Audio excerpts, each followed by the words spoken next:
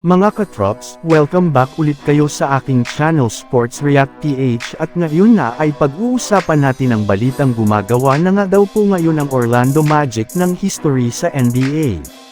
Pag-uusapan na rin nga natin ngayon dito sa ating panibagong video ang balitang ikinumpirma na nga ng Los Angeles Lakers ang trade ni D'Angelo Russell papunta sa Chicago Bulls.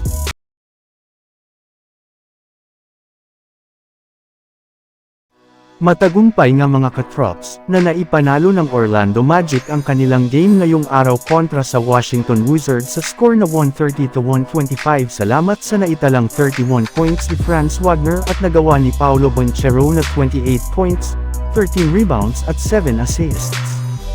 Tinulongan rin naman nga sila dito ni Moritz Wagner na kumuha ng 18 points. Kaya dahil nga sa pagkapanalo na ito ng Magic ay umangat na nga sa 14 wins at 5 losses ang kanilang record bilang second seed sa standings ng Eastern Conference. At ang maganda pa dyan ay meron na rin naman nga silang hawak ngayon na 9-game winning streak kung saan tumabla na nga sila sa kanilang franchise record pagdating sa pagkuha ng panalo sa regular season.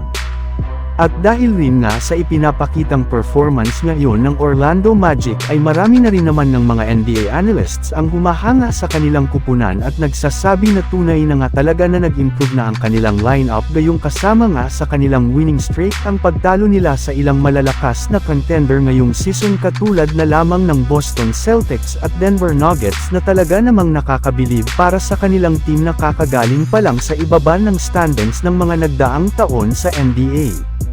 Samantala pumunta naman tayo sa ating sunod na pag-uusapan ngayon sa balitang ikinumpirma na nga ng Los Angeles Lakers ang trade ni D'Angelo Russell papunta sa Chicago Bulls. Naibalita na nga noong nakaraang araw, na ayaw nga talaga ng front office ng Lakers sa pangunguna ni Rob Pelinka na trade ang kanilang batang player na si Austin Reeves. Kaya imbes nga na si Reeves ang ipamigay ng Lakers ay nakapagdesisyon nga ang kanilang team na ibang player na lamang ang posible nilang ialok sa Chicago Bulls sa isang trade.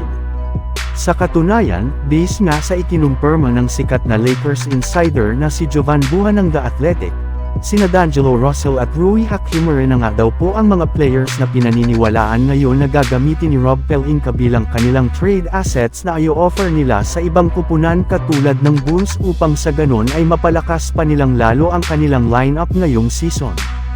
Bali, silang dalawa lang naman nga ang mga player ng Lakers na may pinakamalaking trade value o kontrata sa kanilang lineup at kinukuha na ngayon ng iba't ibang mga kupunan sa pamamagitan ng isang in-season trade.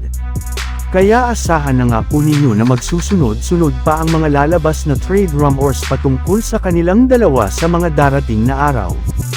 So yun lang nga mga katrops ang handog ko sa inyong storya ngayong araw. Sana nag-enjoy kayo. Please like and subscribe my YouTube channel Sports React PH para sa iba pang storya at update patungkol sa NBA. Kita-kits muli sa ating susunod na video.